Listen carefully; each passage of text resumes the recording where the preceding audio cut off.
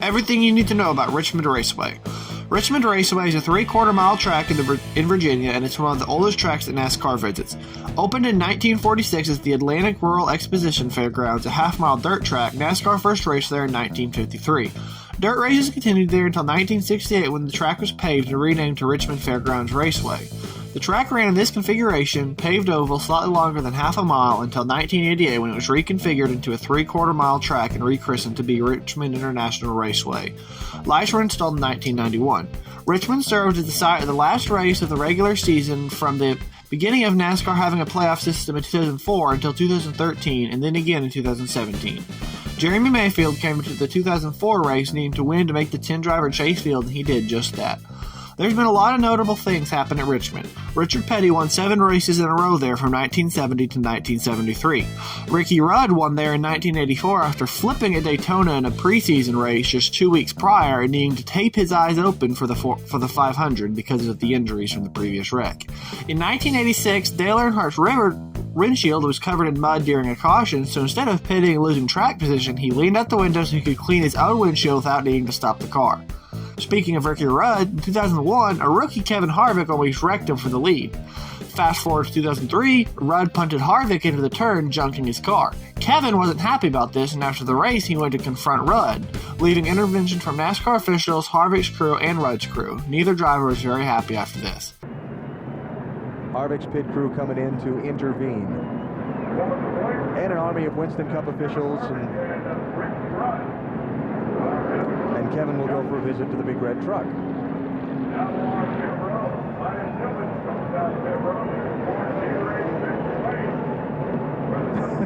You know, and those good wrench guys, they were there to protect Kevin from himself. Yeah. I mean, they were not, that's the only reason they were there. They weren't there after Ricky Rudd. No, they were there to, yeah. Exactly. These guys are going, hey, get off our car, man.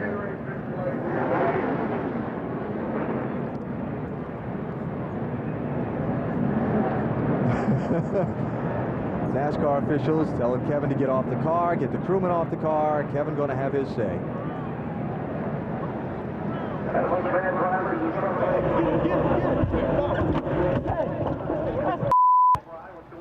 Well, here we go. He walked across the top of the 21, and now it's on. I'll tell you what, that big official, Big Andy, Big Andy's, think about going by Andy. Down there and trying to get things settled. Looks like Kevin Harvick is walking away from the speed right now. He's still. There's Todd Berry, the crew chief. Matt. Yeah. Betty, we've got Todd Berry trying to hold back Kevin. Very frustrating night, Kevin. Yeah, I tell you what, Gene Goodwin's car was good tonight. Ricky Rudd took a cheap shot at us. If he's gonna, take a cheap shot, he's gonna get one back. I promise you that. And it's off to the big red truck. There's Pat Tryson, the crew chief for Rudd. Marty? And Ricky being pinned to the car right now by Pat Tryson, his crew chief. Ricky, what was the contact with Kevin about? I don't know. Kevin had trouble on the restart. He couldn't get going or something. Anyway, went down turn 1. I guess he just put on the brakes a little harder than he had been, and I got in the back of him. I mean, my fault, but it wasn't on purpose. It was an accident. This stuff here is just absolutely ridiculous that NASCAR will put up with this. This is our car that's going next week to the race. Look at the hood. Look at the damage. I mean, that's totally ridiculous after the race stuff like that. What did he say to you when he climbed out of the car? I couldn't hear him. He's, got that little yap mouth. I couldn't tell what he was saying. In the first 2008 races at Richmond, Kyle Busch got loose and wrecked Dale Earnhardt Jr.